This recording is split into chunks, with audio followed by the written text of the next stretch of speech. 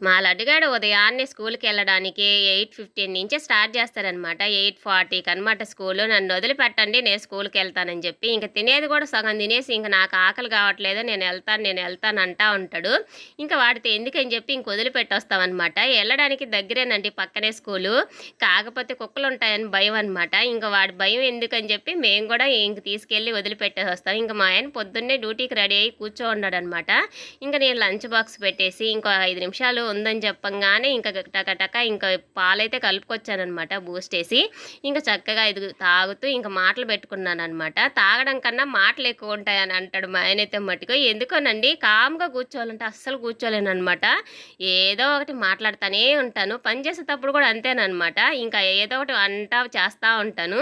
ఇంక మా లడ్డుగాడు అంటాడనమాట, "నువ్వు గమ్ముగానే ఉండవా మమ్మీ నోరసలు ఊరుకోదా నీకని" చెప్పి. ఏదో ఒకటి మాట్లాడుతుంటేనే గదండీ గలగల అనే సౌండొస్తుంటే అదొక ఆనందం.